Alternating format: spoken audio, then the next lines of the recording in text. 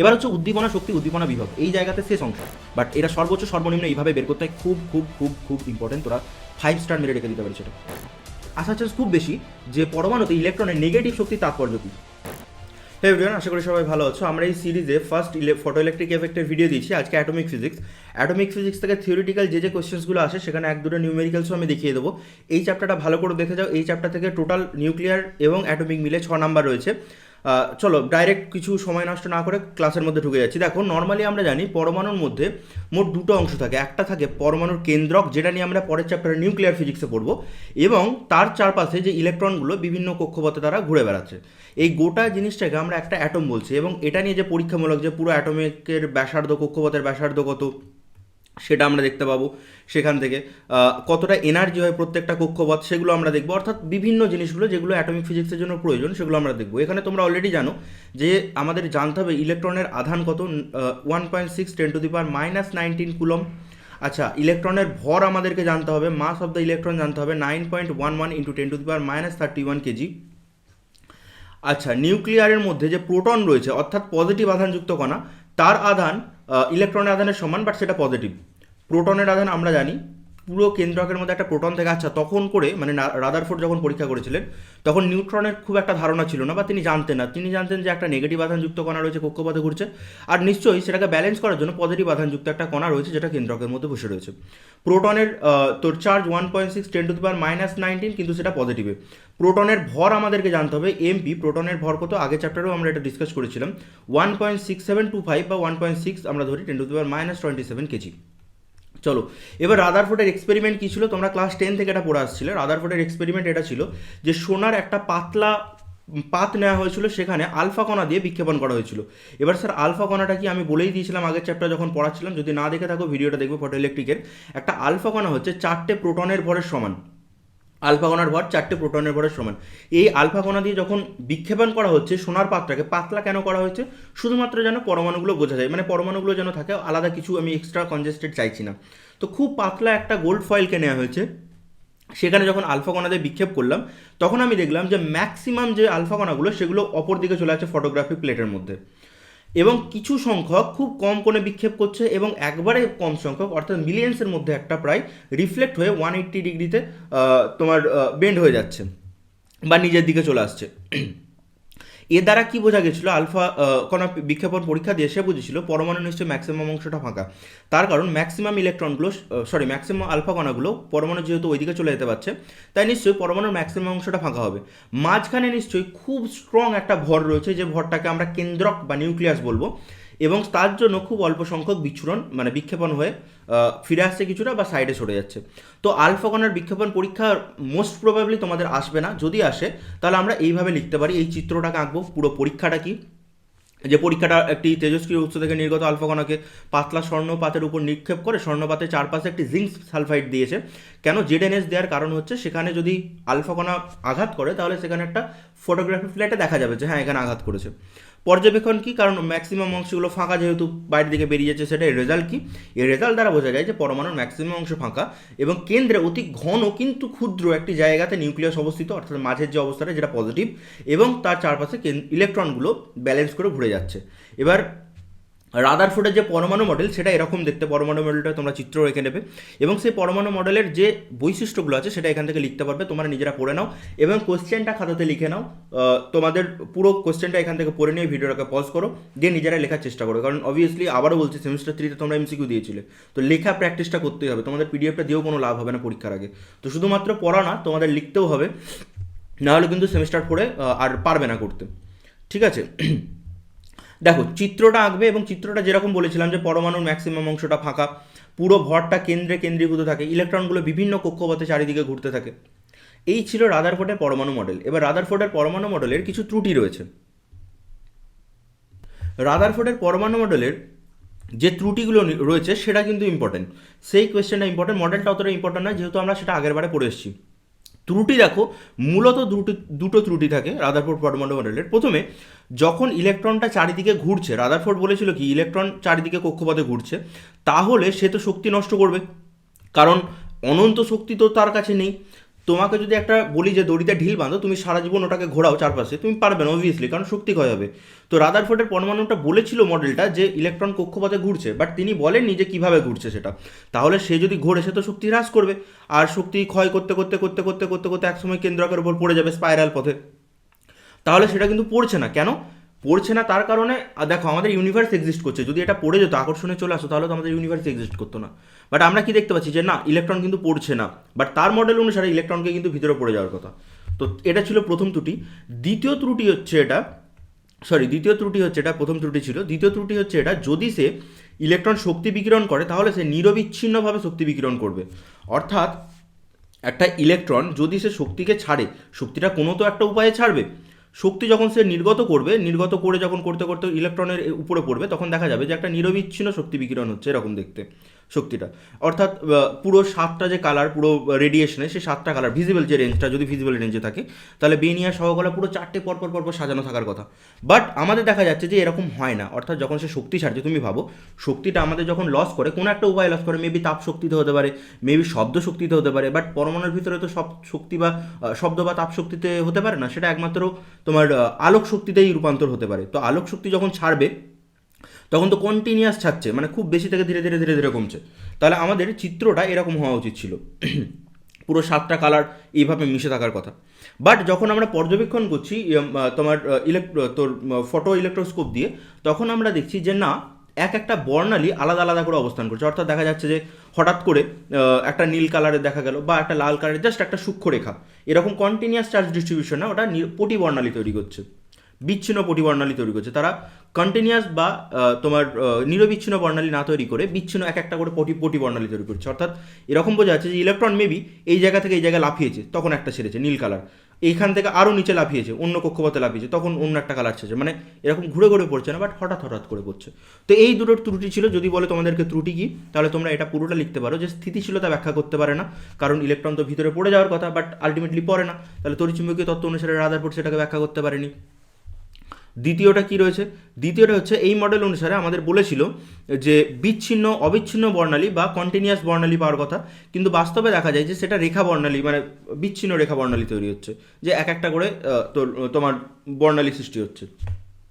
ইলেকট্রনের বিন্যাস ব্যাখ্যা করতে পারে না, কোন শক্তি স্তরে কেন আবর্তন করবে সেগুলো ব্যাখ্যা করতে পারে না। এই ছিল রাদারফোর্ডের পরমাণু মডেলের ত্রুটি। এবার বোরের মডেলের ত্রুটি কি, বোর মডেলটা কি বলেছিল? দেখো রাদারফোর্ডের যে মডেলটা ছিল সেখানে যে ত্রুটিগুলো ছিল সেগুলোকে সরানোর জন্য বোর মডেল এসেছিল। বোর মডেল বললো যে ইলেকট্রনগুলো যে কোনো কক্ষপথে পরিভ্রমণ করতে পারে না, তাদের জন্য একটা নির্দিষ্ট বা স্থায়ী কক্ষপথ থাকবে, সেটাকে স্টেবল অরবিট বা তোমার স্থির কক্ষপথ তিনি নাম দিয়েছিলেন, যে প্রত্যেকটা ইলেকট্রনের জন্য একটা অনুমোদিত কক্ষপথ। এই ইলেকট্রনটা একমাত্র এই কক্ষপথেই যেতে পারে, সে কিন্তু অন্য কোনো কক্ষপথে ঘুরতে পারে না, তার জন্য অনুমোদিত কক্ষপথ এটা।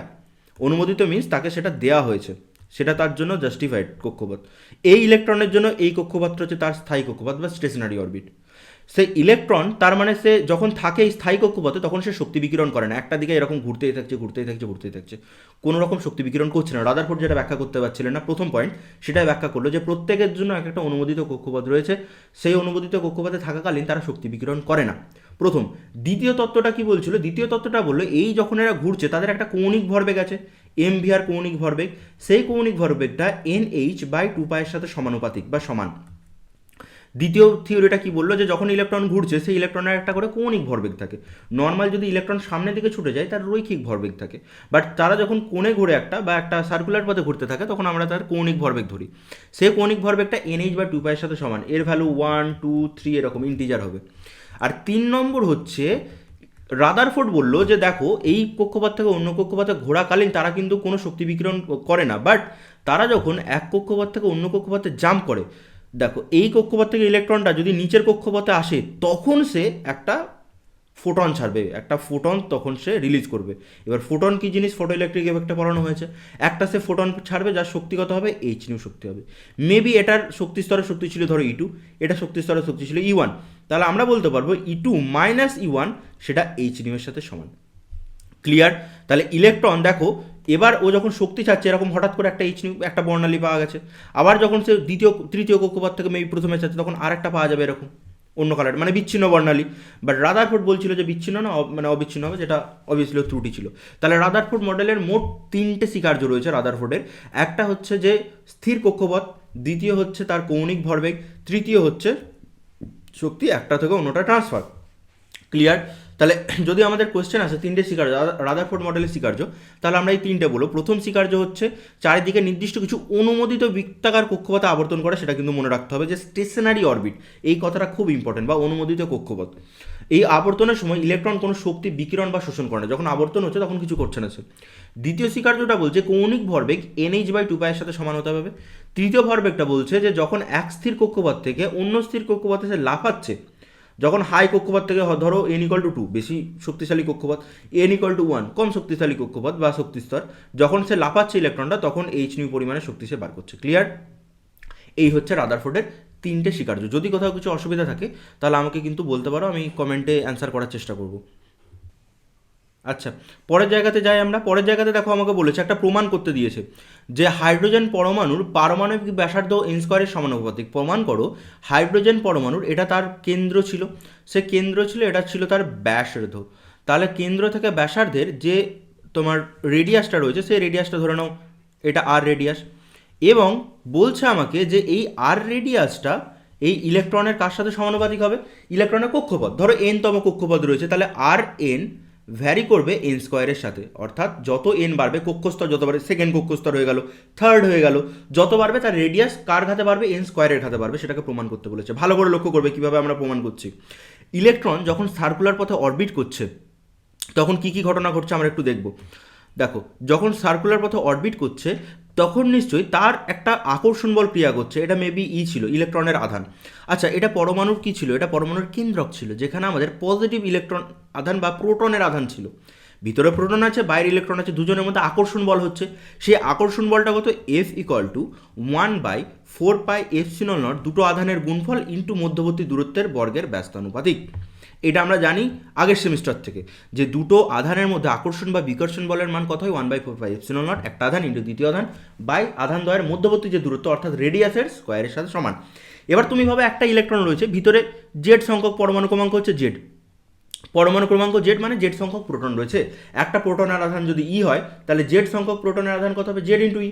তাহলে এখানে এর জায়গায় জেড ইন্টু ই করতে পারি, ইন্টু ইলেকট্রনের আধান বাই হচ্ছে r², অর্থাৎ মোট আধান কত প্রোটনে? ধরো এটা হাইড্রোজেনে তো একটাই মাত্র ভেতরে প্রোটন আছে, যদি হিলিয়াম নিই দুটো প্রোটন হবে, অর্থাৎ 2 ই হবে, যদি লিথিয়াম নিই 3টে হবে, 3 ই হবে, এইভাবে জিনিসগুলো চলতে থাকবে। তাহলে জেডটা হচ্ছে পরমাণু ক্রমাঙ্কের সাথে সমান। এবার এখান থেকে একটা আকর্ষণ বলটা হলো, বাট আকর্ষণ বল শুধু যদি থাকতো তাহলে ভিতরে পড়ে যেত। তাহলে এই আকর্ষণ বলটাকে কপ আপ করার জন্য বাইরের দিকে নিশ্চয়ই একটা অপকেন্দ্র বল কাজ করছে, যাতে ওকে ঘোরানো যায়। যেটা আমরা আগের ক্লাস 11-এ পড়েছিলাম, যখন একটা ঢিলকে বেঁধে ঘোরানো হচ্ছে, সুতোর যেরকম টান ভিতর দিকে কাজ করছে, তেমন বাইরের দিকে একটা অপকেন্দ্র বল কাজ করছে। যে অপকেন্দ্র বলটার মান কত হতো? mv²/r, তাই না? তাহলে এটার মান জানি যে এই অপকেন্দ্র বলটা সেন্ট্রিফিউগাল ফোর্স, সেটা কত হচ্ছে? mv²/r হচ্ছে। তাহলে এই নিশ্চয়ই আকর্ষণ বল Fc বাইরের দিকের এফির সাথে সমান হচ্ছে বলে ইলেকট্রনটাই কক্ষপথে ঘুরছে। না হলে যদি এফির মান বেশি হতো বাইরে বেরিয়ে যেত, যদি এফসির মান বেশি হতো ভিতরে চলে আসতো। তাহলে নিশ্চয়ই Fc=Fe হবে, তার জন্য সে কক্ষপথটাকে স্টেবল রাখতে পারছে। ক্লিয়ার হলো? এবার আমি জানি এফসির ভ্যালু 1/4πε0 z²/r², ক্লিয়ার, = mv²/r। এখান থেকে আমরা আরটা এখান থেকে কেটে দিতে পারি, এবং আমরা দেখতে পাচ্ছি, সরি আরটা এদিকে হবে, আমার একটু ভুল হয়ে গেল। তাহলে z²/r = 4πε0 × mv²। এখান থেকে আর এর ভ্যালুটা কত বের করতে পারবো? আর তোমার z² বাই নিচে কত করে রইল? 4πε0 × mv²। ক্লিয়ার হলো? দেখো ক্লিয়ার। এই জায়গা থেকে আমরা আরটাকে বের করব। এই জায়গা থেকে সবসময় মনে রাখবে তোমার দুটো প্রমাণ পরপর থাকবে। একটা প্রমাণ ছিল তোমার আর বের করার, যে প্রমাণ করো আর ভ্যারিজেস n²। পরে বলবে তোমাকে বেগটা বের করো, বেগ ভ্যারিজেস 1/n। দুটোর ক্ষেত্রে একই নিয়ম। আমাকে প্রথম দেখতে হবে যে এফ সেন্ট্রিফিউগাল ফোর্স, যেটা আকর্ষণ বলের সাথে সেটা সমান হচ্ছে, ঠিক আছে, ইলেকট্রোস্ট্যাটিক ফোর্সের সাথে সেটা সমান হচ্ছে। এটা হচ্ছে ফার্স্ট আমাদের ইকুয়েশন, যে বাইরের দিকে যে অপকেন্দ্র বলটা ভিতরের আকর্ষণ বলের সাথে সমান, সেখান থেকে আমরা আরটাকে বের করব। আচ্ছা, তাহলে ভিটাকে কোথা থেকে বের করব? mvr, দেখো দ্বিতীয় স্বীকার্য আমরা পেয়েছিলাম nh/2π, সেখান থেকে আমরা ভিটাকে বের করব, nh/2π 2π × m r। এই দুটো ধরলে তোমাদের খুব ইজি হবে জিনিসগুলো ক্যালকুলেট করতে, নাহলে অনেকভাবে বের করা যায়, যে যাকেও মানে যে কোনোভাবে বের করতে পারে, বাট আমি এইভাবে বের করি, এটাতে সুবিধা হয়। যদি আমাদেরকে বলে আর বের করো, আরটা ভ্যারি করছে, তাহলে আমরা আর এর জায়গায় বসিয়ে দেবো, যেটা এই কোশ্চেনে বলেছে। যদি বলতো ভিটা বের করো, তখন এই ভি এর জায়গায় এই আর এর ভ্যালুটা বসিয়ে দেবো, ব্যাস এই হচ্ছে আমাদের কেস। তাহলে 1 নম্বর সমীকরণ থেকে আমরা কি পাই, যে r equal to Z e square by 4πε0 into m V square. এবার এম ভি স্কোয়ারের জায়গায় আমরা কি করতে পারি, এম ভি এর জায়গায় আমরা ভি এর ভ্যালুটা বসিয়ে দেবো। ভি এর কত ভ্যালু, ভি এর ভ্যালু এটা পুরো n h by 2π m r তার হোল স্কোয়ার, ব্যাস এই তো হয়ে গেল। এবার r equal to Z square, উপরে দেখো চলে আসবে 4π² m² r², অর্থাৎ নিচে যেটা রয়েছে সেটা উপরে চলে গেল, বাই নিচে আমার পড়ে রইল 4πε0 m n² h², তাই তো। আচ্ছা এখান থেকে কি কাটাকাটি যাবে, 4π, এখানে 4π কাটবে, উপরে পাই পড়ে থাকবে একটা, আর কিছু কাটবে, এম এম এর সাথে একটা কাটবে, একটা এম পড়ে থাকবে এখানে, তাহলে এখানে আর আছে একটা, আর এর সাথে কাটবে, তাহলে আমাদের আর ইকুয়াল টু কোনাকুনি গুণ হবে, দেখো এন এইচ স্কোয়ার ε0 n²h², উপরে গেল, নিচে কত পড়ে রইল, নিচে পড়ে রইল জেড স্কোয়ার পাই এম, ব্যাস ব্যাস আমাদের এইটুকুই দরকার। দেখো দেখে মনে হচ্ছে যেন খুব বড় ক্যালকুলেশন, বাট এতটা বড় কিন্তু ক্যালকুলেশনটা না। যদি তুমি প্রসেসটা জানো আর 2-1 বার প্র্যাকটিস করে নাও, তাহলে কিন্তু এটা যথেষ্ট সোজা। এখান থেকে আমি বলতে পারছি স্যার দেখে নিন আপনি, আর ভ্যারি করবে এন স্কোয়ারের সাথে, কারণ ε0 এর মান জানি ধ্রুবক, এইচ এর ভ্যালু জানি ধ্রুবক, জেড এর মান জানি পরমাণু ক্রমাঙ্ক, আমি বসিয়ে দিতে পারবো যে পরমাণুটা বলছে, ইলেকট্রনের আধানের মান জানি, পায়ের ভ্যালু জানি, এম এর ভ্যালু জানি, সব জানি, শুধুমাত্র এন স্কোয়ারের ভ্যালু জানি না। তাহলে আর ভ্যারি করবে এন স্কোয়ারের সাথে, প্রুভড, এটা প্রমাণিত, খুব ইম্পর্টেন্ট, এটা আসতেই পারে। এবার যদি তুমি বলবে স্যার সবকটা ধ্রুবকের মান যদি বসাই, তাহলে একটা ভ্যালু বেরোবে আমার 0.53 মতো, এই পুরো ধ্রুবকগুলো সবার ভ্যালু যদি বসাই, এটা বেরোবে 0.53 n² বাই জেড। জেড হচ্ছে পরমাণু ক্রমাঙ্ক, এত কিসে বেরোবে, এটা অ্যাংস্ট্রমে বেরোবে। অর্থাৎ তোমাকে যদি বলে যায় যে হাইড্রোজেনের প্রথম কক্ষপথের ব্যাসার্ধ বলো, তোমাকে কোয়েশ্চেন্স করেছে হাইড্রোজেনের ফার্স্ট কক্ষপথের ব্যাসার্ধ, ফার্স্ট অরবিটের তোমার ব্যাসার্ধ, রেডিয়াস তোমাকে জানতে চেয়েছে, তুমি কি করবে, প্রথমত হাইড্রোজেন হলে জেডটা 1, প্রথম কক্ষপথ মানে এনটাও 1, সেক্ষেত্রে আর এর ভ্যালুটা দাঁড়াবে 0.53 অ্যাংস্ট্রম। যদি তোমাকে বলে দিত যে হাইড্রোজেনের দ্বিতীয় কক্ষপথের ব্যাসার্ধ, সেকেন্ড অরবিটের রেডিয়াস কত, হাইড্রোজেন মানে পরমাণু ক্রমাঙ্ক তার 1, জেডের ভ্যালু 1 বসে গেল, এন এর ভ্যালু দ্বিতীয় কক্ষপথ বলেছে 2, ইন্টু আর ইকুয়াল টু তাহলে কত দাঁড়াবে 4, কারণ 2 এর স্কোয়ার n স্কোয়ার রয়েছে, ইন্টু 0.53 অ্যাংস্ট্রম, তাই না। এবার ভ্যালুটা বেরিয়ে যাবে। তোমাকে যদি বলতো হিলিয়ামের দ্বিতীয় পরমাণুর ব্যাসার্ধ, হিলিয়ামের সেকেন্ড, তাহলে জেডের জায়গায় হিলিয়াম পরমাণু ক্রমাঙ্ক কত 2, আচ্ছা দ্বিতীয় কক্ষপথ বলেছে, এন এর ভ্যালুটাও 2, তাহলে আর ইকুয়াল টু কত বেরোতো 0.53, সূত্রটা দেখো, এন স্কোয়ার দ্বিতীয় কক্ষপথ, তার মানে 2 এর স্কোয়ার বাই হচ্ছে জেড কত হচ্ছে 2, তাহলে 4/2 কত পড়ে থাকবে 2 ইন্টু 0.53 অ্যাংস্ট্রম মতো, বোঝা গেছে। তাহলে এই সূত্র থেকে আমাদেরকে যা বলবে আমরা কিন্তু খুব ইজিলি বের করে নিতে পারবো। এবার সেকেন্ড যে প্রশ্নটা, সেটা গতিবেগটা দেখাতে বলেছে 1/n এর সাথে সমান, তাহলে ভি ভ্যারি জাস্ট 1/n প্রমাণ করতে বলেছে, যেটা তোমরা হোমওয়ার্ক করবে। কিভাবে করবে এটাকে আমি বলে দিয়েছি, দুইভাবে বের করতে হয়। এক হচ্ছে তোমরা এখান থেকে আর এর ভ্যালুটা বের করলে, এখান থেকে ভি এর ভ্যালু, ভি এর যে ভ্যালুটা রয়েছে সেখানে জাস্ট আর এর ভ্যালুটাকে পুট করে দেবে, দেখবে চলে এসছে, তখন z/n আসবে আমাদের। কোথায় গেল এটা, এটা আসবে ভি ভ্যারি করবে z/n এর সাথে, এবং এর যে ডেটাটা আসবে মানে যে ধ্রুবকটা আসবে সেটা আসবে c/137, যেটাকে আমরা ফাইন স্ট্রাকচার কনস্ট্যান্ট বলি, সেটা z/n। ক্লিয়ার? তো এই গেল আমাদের, তোমার এটা হোমওয়ার্ক করবে, যদি না বুঝতে পারো তো বলবে, আমি কমেন্টে বুঝিয়ে দেওয়ার চেষ্টা করব, ঠিক আছে।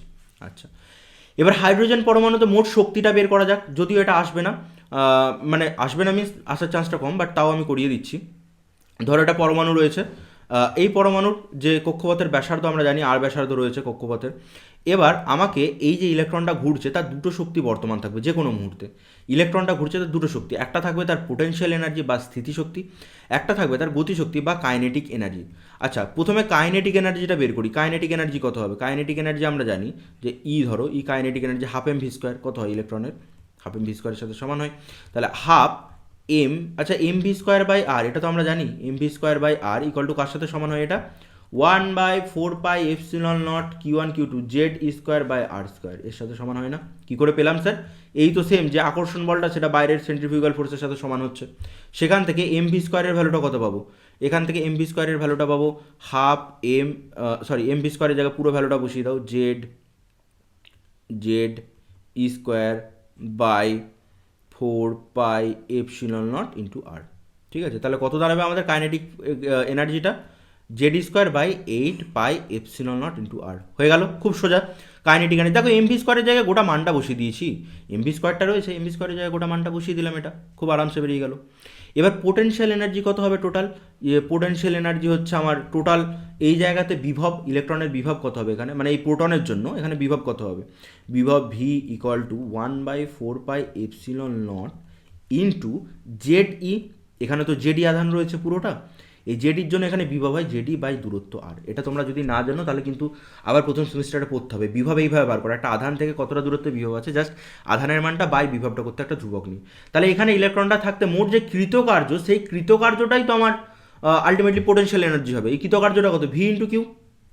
তাহলে ভি এর ভ্যালু জানি আমি যে Z e square by 4πε0 into r into q, এখানে আধান কত? ইলেকট্রনের আধান -ই, এবং পোটেনশিয়াল এনার্জি বের করতে গেলে ইলেকট্রন যদি নেগেটিভ আধান থাকে তাহলে কিন্তু মাইনাস বসে। এবার এইগুলো কিন্তু তোমাকে টুকটাক কিছু জিনিস মাথায় রাখতে হবে। তাহলে কত পড়ে থাকবে? Z Z square by 4πε0 into r. তাহলে পোটেনশিয়াল এনার্জি কত বেরিয়ে যাবে আমাদের? Z square by 4πε0 into r. হয়েছে? তাহলে এটা গেল আমাদের কাইনেটিক এনার্জি, এটা গেল আমাদের পোটেনশিয়াল এনার্জি। স্বভাবতই আমি দেখতে পাচ্ছি এখানে নোটের মধ্যে একটা লিখে দিতে পারো, যেখানে একটা খুব ইন্টারেস্টিং জিনিস দেখা যাচ্ছে যে পোটেনশিয়াল এনার্জিটা বেশি কাইনেটিক এনার্জির থেকে নেগেটিভ দিকে। তাহলে E P potential energy equal to হচ্ছে মাইনাস দ্বিগুণ অফ কাইনেটিক এনার্জি,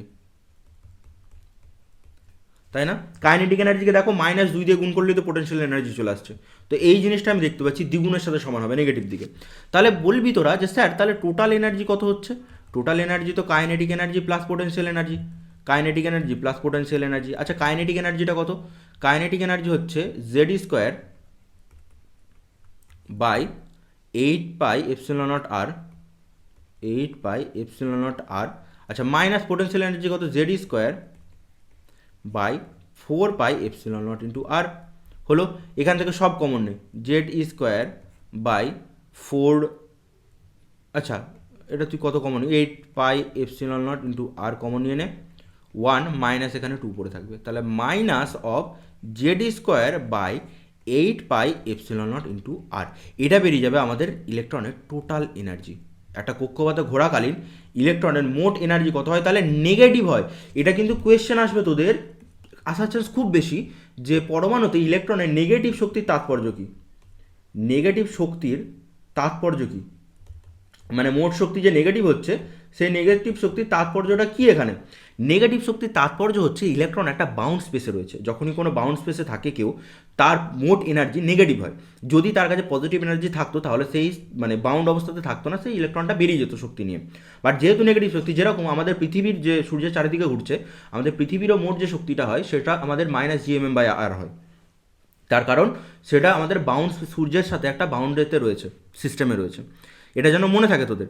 এবার মোট এনার্জিটা পেয়ে গেছি, এবার এখান থেকে আমাকে হালকা ক্যালকুলেশন করতে হবে। যদি আমাকে বলে যে প্রমাণ করো যে ইলেকট্রন কীভাবে ভ্যারি করছে, মানে এনার্জিটা কক্ষপথের সাথে কীভাবে ভ্যারি করছে, তখন আমি হালকাভাবে দেখিয়ে দিতে পারি ই total energy equal to Z square by 8πε0 into আর।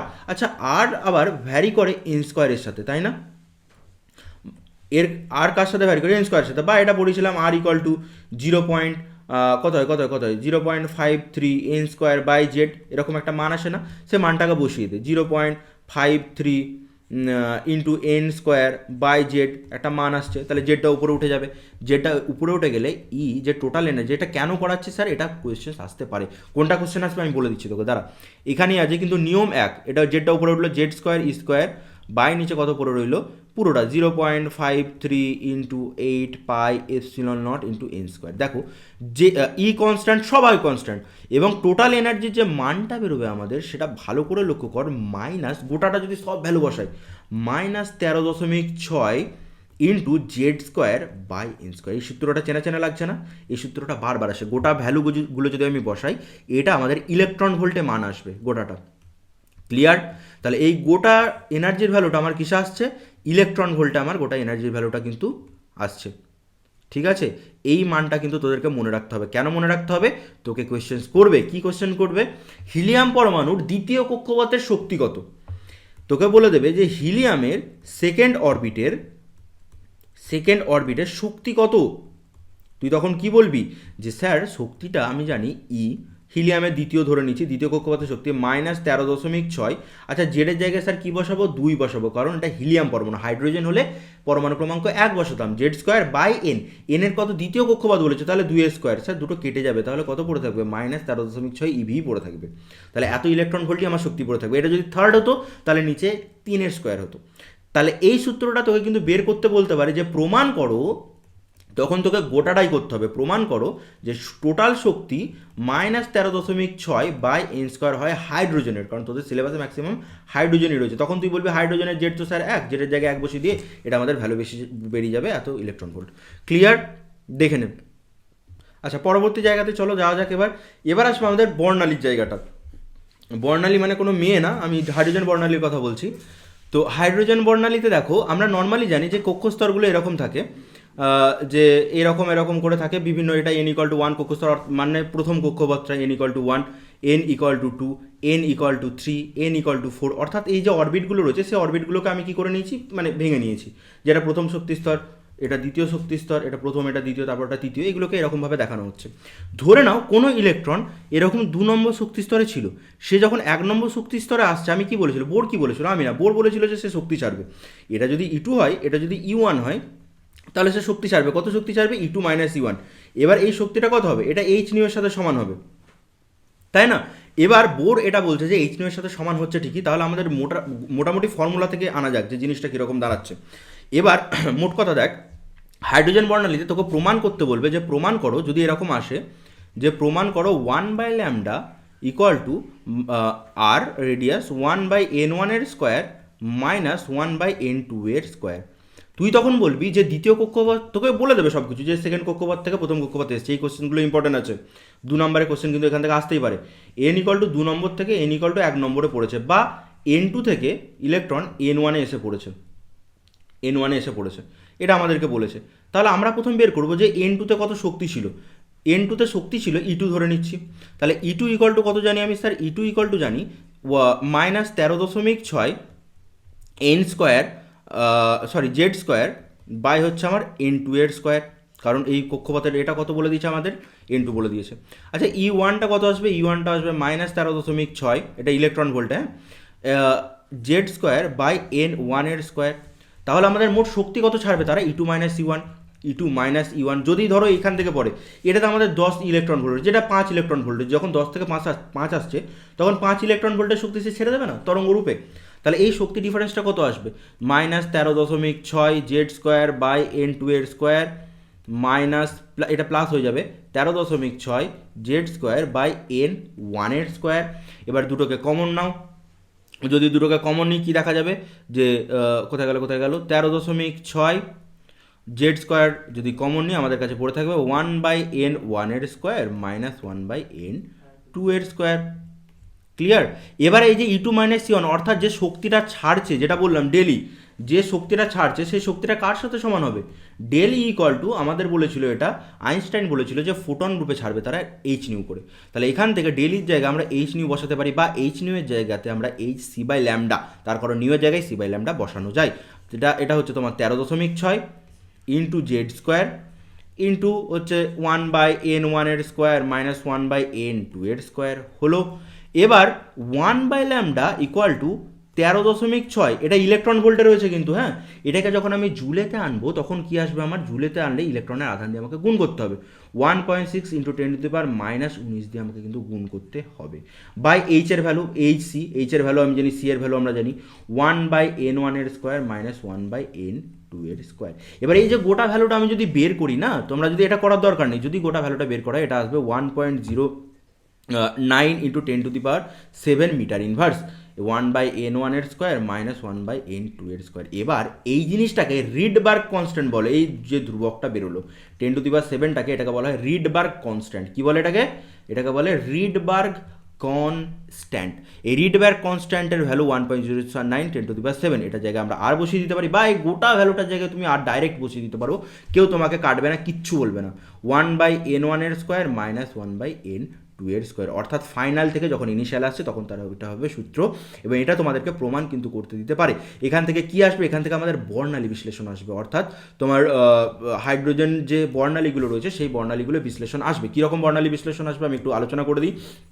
ধরে নাও ইলেকট্রন তো বিভিন্নভাবে আসতে পারে, অর্থাৎ 3 নম্বর থেকে 1 নম্বর, 2 নম্বর থেকে 1 নম্বর, 4 নম্বর থেকে 1 নম্বরে পড়তে পারে। এটা ধরে নাও n=2 কক্ষপথ, n=1 কক্ষপথ, n=3 কক্ষপথ, n=4 কক্ষপথ, n=5 কক্ষপথ, এই ধরনের রয়েছে। এবার ইলেকট্রন যখন ধরো 2 নম্বর থেকে 1 নম্বরে এসে পড়বে, তখন যে রশ্মিটা ছাড়বে সেই রশ্মিটাকে আমরা বলবো তারা লিম্যান শ্রেণীর অন্তর্গত, অর্থাৎ n2 এর ভ্যালুটা, n1 এর ভ্যালুটা কত হতে হবে আমাকে?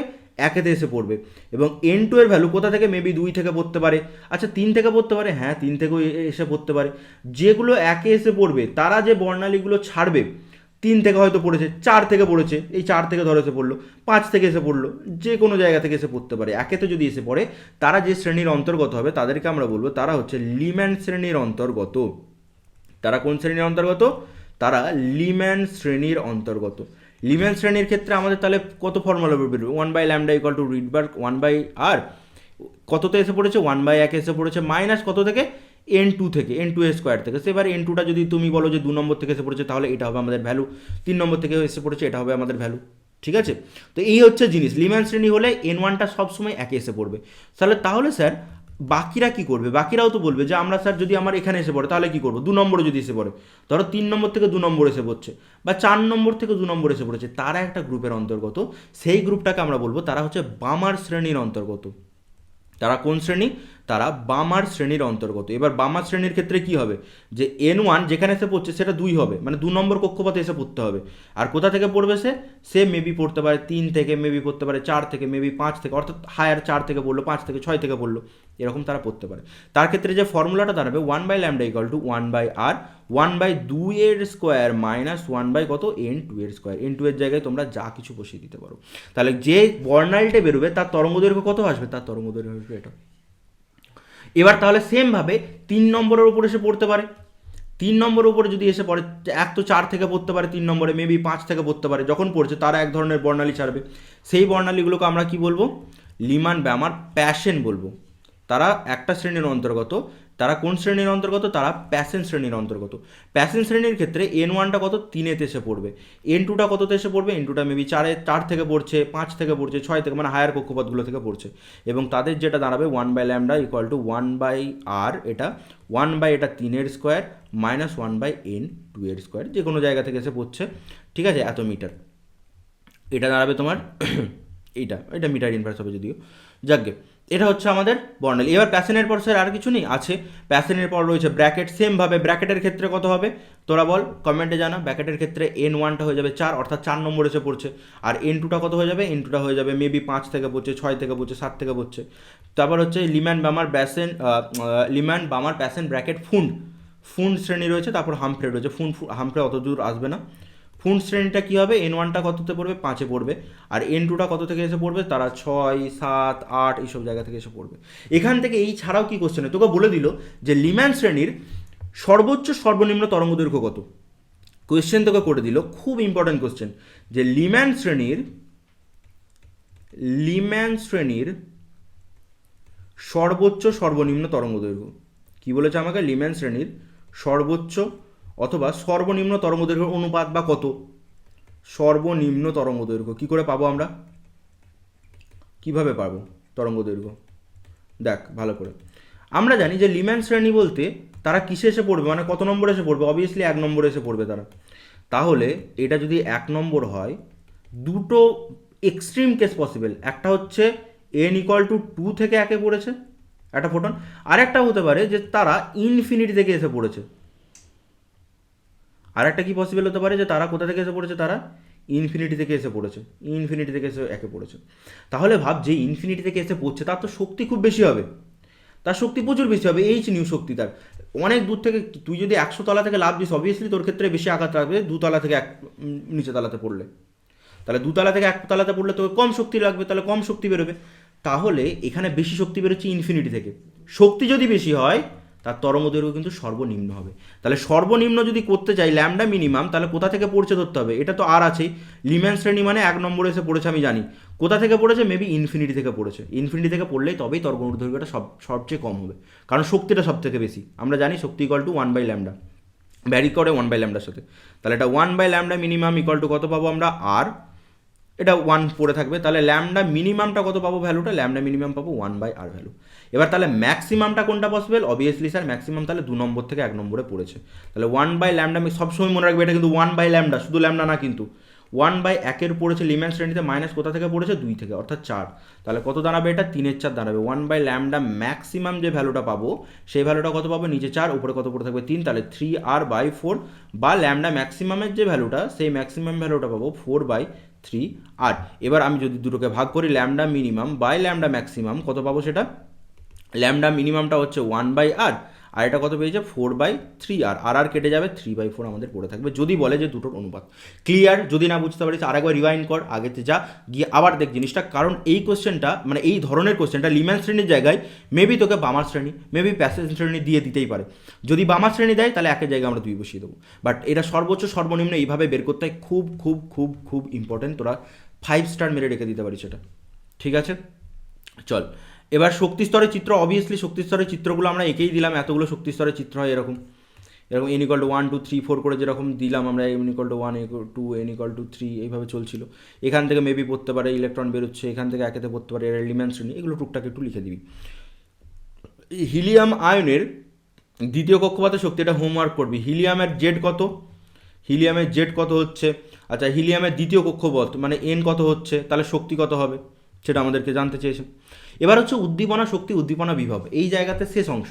উদ্দীপনা শক্তি কি হচ্ছে, কোনো পরমাণু ইলেকট্রন যখন শক্তি শোষণ করে নিম্ন স্তর থেকে উচ্চ স্তর, অর্থাৎ উদ্দীপনা অর্থাৎ হচ্ছে নিচু স্তর থেকে উঁচু স্তরে সে উঠছে, তখন বলবো যে সে এক্সাইটেড বা উদ্দীপনা হয়ে মানে উদ্দীপনা শক্তি পেয়েছে সে। ঠিক আছে, তো উদ্দীপনা শক্তি অর্থাৎ কোনো পরমাণু ইলেকট্রন যখন শক্তি শোষণ করে নিম্নতম শক্তি স্তর থেকে উচ্চতম শক্তি স্তরে যায়, সেটাকে আমরা বলি উদ্দীপনা বা এক্সাইটেশন। উদ্দীপনা শক্তি হচ্ছে যে শক্তিটা নিয়ে যায়। উদ্দীপনা বিভব মানে হচ্ছে দুটোর মধ্যে বিভব পার্থক্য যা থাকলে সে যেতে পারে উপরের শক্তি স্তরে, এটা হচ্ছে উদ্দীপনা। আর আয়নায়ন মানে হচ্ছে, আয়নগুলো পড়েছিস না যে ইলেকট্রন পুরো পরমাণু থেকে বেরিয়ে যাচ্ছে, এতটা শক্তি দিচ্ছি পরমাণু থেকে বেরিয়ে যাচ্ছে সেই শক্তিটা। ঠিক আছে, তখন তাকে বলবো আয়নায়ন। একটা হাইড্রোজেনের আয়নায়ন শক্তি কত বলতো, হাইড্রোজেনের ক্ষেত্রে প্রথম কক্ষস্তরে একটাই ইলেকট্রন থাকে, তার শক্তি কত হয় -13.6 Z²/n²। জেডের কত মান, জেডের মান হচ্ছে হাইড্রোজেনের 1, এনের হচ্ছে একটাই শক্তি স্তর থাকে হাইড্রোজেনের, তাহলে জেডের ভ্যালু পাই -13.6 ইলেকট্রন ভোল্ট। তাহলে উদ্দীপনা শক্তি কত হবে, আমাকে তাহলে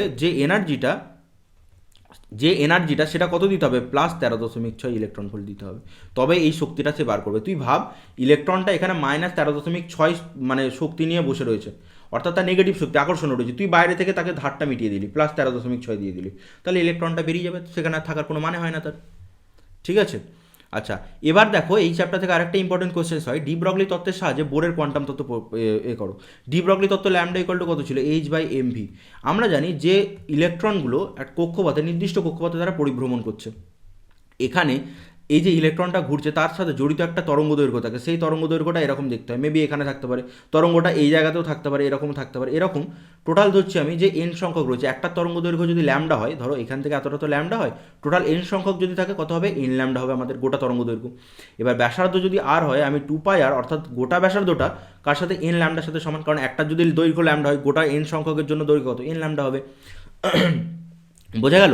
তাহলে ল্যামডার জায়গায় আমি 2πr/n বসিয়ে দিতে পারি, ল্যামডার জায়গায় আমরা 2πr/n যদি বসাই কত পাবো আমরা, h/mv হচ্ছে, বা এখান থেকে mvটা তুলে নাও, mvr = nটা কোনাকুনি গুণ হবে nh/2π। দেখো এটা হচ্ছে বোরের দ্বিতীয় কোয়ান্টাম সত্য মানে প্রমাণ হয়ে গেল বোর। ঠিক আছে, আচ্ছা এটা তো উল্টোটা বলেছে। আচ্ছা বোরের ত্রুটি লেখো। বোর তত্ত্বের ত্রুটি হচ্ছে, বোর তত্ত্ব মাত্র খুব কম ইলেকট্রন সংখ্যক পরমাণুর ক্ষেত্রে প্রযোজ্য, যখন বেশি ইলেকট্রন হবে তখন আমাদের সোমারফেল্ড লাগবে, তখন আর বোর ব্যাখ্যা করতে পারবে না। ঠিক আছে, জিম্যান এফেক্ট ব্যাখ্যা করতে পারে না, পরমাণুগুলো সূক্ষ্ম বর্ণালী কীভাবে তৈরি করে সেটা ব্যাখ্যা করতে পারে না। তো এই ধরনের বোর্ডের যে তত্ত্বর যে তোমার ত্রুটিগুলো আছে সেগুলো এখান থেকে দেখে নেবে।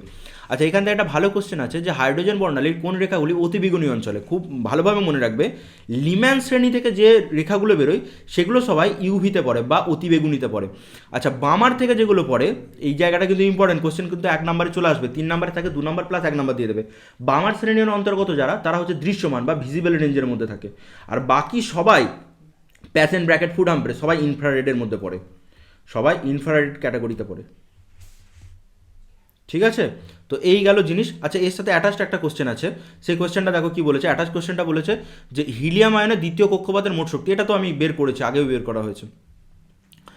আচ্ছা, হাইড্রোজেন পরমাণুতে নেগেটিভ শক্তি তাৎপর্য আবারও ওটা বলে দিলাম যে এরা বাউন্ড স্টেটে আছে, মানে বন্ধন অবস্থাতে আছে বলে। পুরো প্রমাণটা দেখো, নিজেরা করার চেষ্টা করবে। ঠিক আছে, আচ্ছা, এখান থেকে আর এক্স রশ্মি মজিলের সূত্র রয়েছে, যার ইন্ডিভিজুয়াল ভিডিও কিন্তু আমি আপলোড করে দিয়েছি। ঠিক আছে, তো সবাই ভালো থেকো, পড়তে থাকো। এরপরে নিউক্লিয়ার ভিডিও আসবে, তারপর ইলেকট্রনিক্স আসবে। এই সপ্তাহের মধ্যে আশা করি অনেকটা কভার করে দেবো মডার্নটা। ঠিক আছে, পরের সপ্তাহে অপটিক্সটা ধরে নেবো। টাটা, সবাই ভালো থেকো।